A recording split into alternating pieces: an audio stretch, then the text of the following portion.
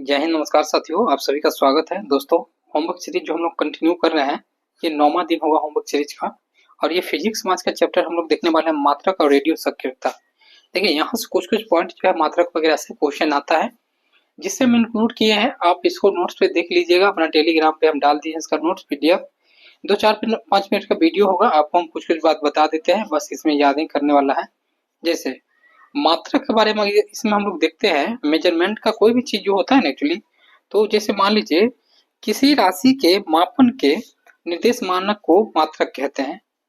अब मूल मात्रक की संख्या टोटल कितनी है? 7। यही क्वेश्चन एक बन जाता है बहुत बार, कि मूल मात्रक की संख्या कितनी है, दे देगा आपको 6, 7, 8, 9, 10 कुछ भी, तो आपको वहां पे लगाना है।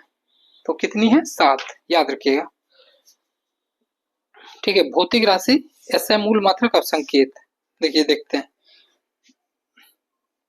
जैसे मान लीजिए लंबाई, लंबाई का क्या होगा? मीटर।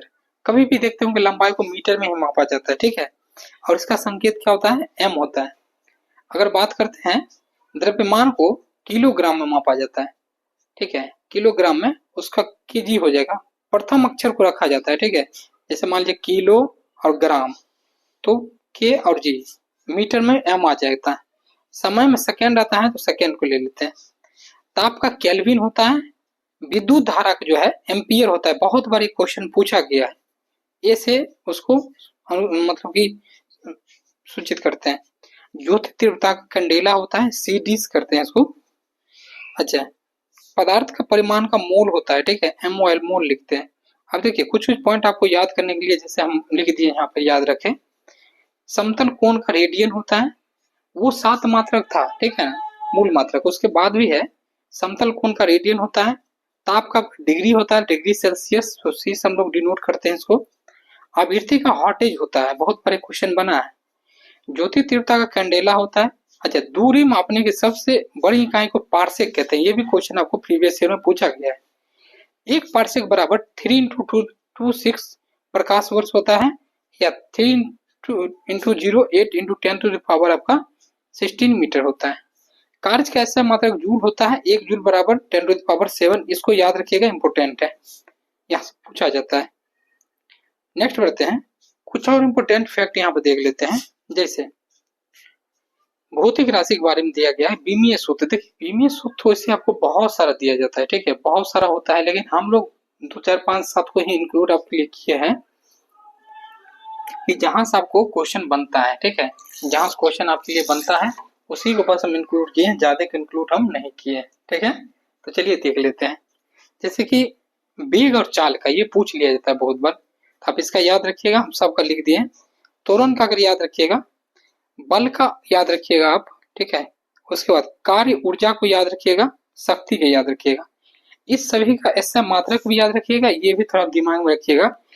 बहुत नहीं पूछा जाता है, एक आध ऑब्जेक्शन कभी कल पूछ लिया जाता है, लेकिन अगर माइंड पे ज्यादा प्रेशर पड़े तो उतना दिमाग इसमें नहीं लगेगा, लेकिन ऐसे मात्रक जरूर याद रखिएगा।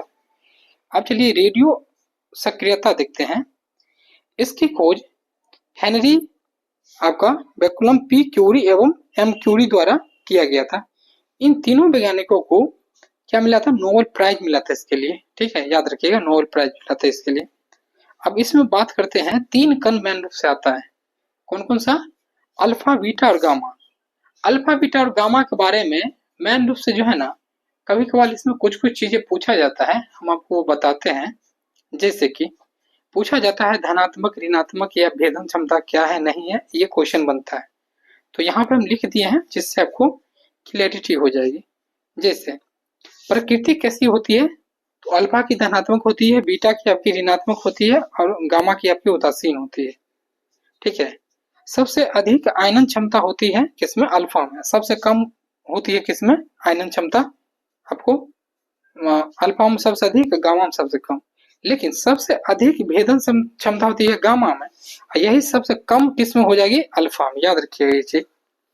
अच्छा, विद्युत चुंबकीय क्षेत्र जो होता है अल्फा में होता है, बीटा में होता है, क्योंकि ये धनात्मक है, ये ऋणात्मक है, इस दोनों में थोड़ा बहुत होगा। लेकिन ये जो है शून्य है, उदासीन है, तो इसमें बिल्कुल भी विद्युत आपका क्षेत्र नहीं होता है, मान लीजिए, ठीक है। आवेश की बात करते हैं, इसमें 2 इलेक्ट्रॉन प्लस में होता है, इसमें भी होता है आवेश माइनस में, लेकिन ये शून्य होता है क्योंकि ये उदासीन है। भेदन क्षमता के बारे में हम लिख दिए हैं, सबसे ज्यादा गामा में होता है, फिर बीटा में बताता है, फिर अल्फा में आपको होता है। तो ये 5 मिनट का वीडियो है दोस्तों, आप थोड़ा देख लीजिएगा, छोटा सा चैप्टर था ये। मिलते हैं नेक्स्ट वीडियो में, जय हिंद।